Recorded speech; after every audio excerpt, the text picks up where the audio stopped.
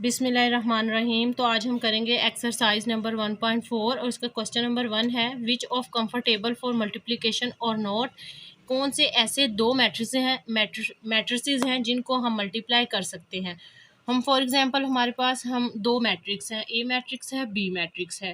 ठीक है, जो हमारे पास पहला मैट्रिक्स ए मैट्रिक्स इसकी एक रो और दो कॉलम है, और जो बी मैट्रिक्स है इसकी दो रो और एक कॉलम है।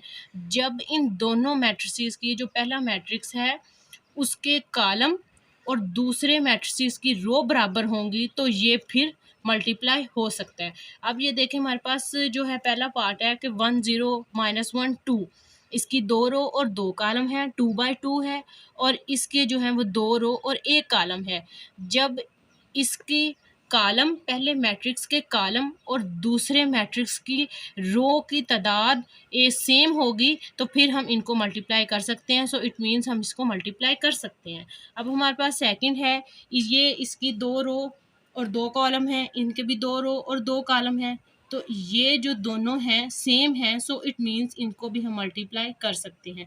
थर्ड है हमारे पास, इसमें दो रो है और एक कॉलम है। ठीक है, इसकी दो रो और दो कॉलम है, तो पहले मैट्रिक्स और जो दूसरे मैट्रिक्स के ऑर्डर हैं वो सेम नहीं है। ठीक है, तो हम इसको मल्टीप्लाई नहीं कर सकते। अब हमारे पास फोर्थ है, इसकी ये देखें, हमारे पास तीन कॉलम है और दो रो हैं, और इसके हमारे पास दो कॉलम है और तीन रो हैं, तो इन दोनों के ऑर्डर सेम हैं। जो पहले मैट्रिक्स है उसके जो कॉलम हैं वो दो हैं और दूसरे मैट्रिक्स की रो दो हैं, सो इट मीन्स हम इसे मल्टीप्लाई कर सकते हैं। अब हमारे पास फिफ्थ है, इसके दो रो हैं और तीन कॉलम हैं। ठीक है, ऑर्डर जो है उसका, और दूसरे मैट्रिक्स की तीन रो हैं, दो कॉलम हैं, सो इट मीन्स जो पहले मैट्रिक्स की कॉलम और दूसरे मैट्रिक्स की रोज के जो ऑर्डर हैं वो सेम हैं, सो इट मीन्स हम इसे मल्टीप्लाई कर सकते हैं। अब हमारे पास है क्वेश्चन नंबर 2। इसमें पहला है ए और बी। ये हमारे पास ए जो मैट्रिक्स है और जो बी है जो दिया गया है, अब हम इसे मल्टीप्लाई करेंगे। ठीक है, हमने जो पहली रो है इसको पहले कॉलम से मल्टीप्लाई करना है, और जो दूसरी रो है उसको भी पहले कॉलम से मल्टीप्लाई करना है। अब ये देखें, 3 × 6, यानी कि पहले एलिमेंट को कॉलम के पहले एलिमेंट से मल्टीप्लाई किया और फिर इसमें आएगा प्लस, और दूसरे को दूसरे जो रो है उससे हमने कॉलम्स के साथ मल्टीप्लाई कर दिया है।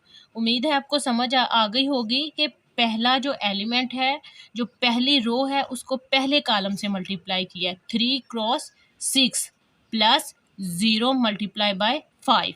सेम इसी तरह हम जो हमारे पास दूसरी रो है, -1 क्रॉस 6 प्लस 2 को हम 5 से मल्टीप्लाई कर देंगे। ठीक है, अब ये देखें, 6 3 18। जब हम किसी भी जो नंबर है उसको ज़ीरो से मल्टीप्लाई करते हैं तो ज़ीरो ही आता है, तो 6 -6 प्लस 10, सो 18, और 10 में से हम 6 माइनस करेंगे तो क्या आ जाएगा, 4। अब हम हमारे पास सेकंड है कि ये देखें, बी और ए। ठीक है, बी और ए, बी जो है वो 6 और 5, और जो ए मैट्रिक्स है वो है 3 और -1 0 और 2। ठीक है, सिमिलरली अब हम 6 को 2 से मल्टीप्लाई करेंगे। इसमें सबसे पहले आप ये देखें कि इसका ये हमारे पास क्या है, इसकी दो रो हैं, 1 और 2, दो रो है हमारे पास, ये दो रो है इसकी, और एक कॉलम है। ठीक है, सिमिलरली ये देखें, इसकी दो रो हैं और दो ही कॉलम है, लेकिन इन दोनों के ऑर्डर सेम नहीं है, सो इट मीन्स ये मल्टीप्लाई नहीं हो सकते। ठीक है, अब हमारे पास क्वेश्चन नंबर 3 है। अब इसमें ये देखें, हमारे पास एक रो है और दो कॉलम है, और ये जो है वो दो रो है और एक कॉलम है, इनके ऑर्डर सेम है, सो इट मीन्स ये मल्टीप्लाई हो सकते हैं। ये देखें, 1 क्रॉस 4 प्लस 2 मल्टीप्लाई बाय 0। ठीक है, अब 4 प्लस 0, सो 4 जो है वो इसका आ गया आंसर।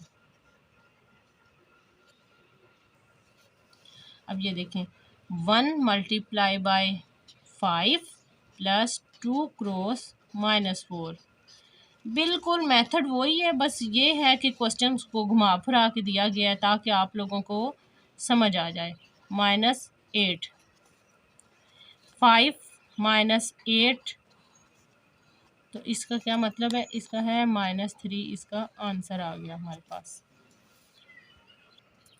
हमारे पास पार्ट 3 है, ये देखें, -3 क्रॉस 4 प्लस 0 मल्टीप्लाई बाय 0, ठीक है।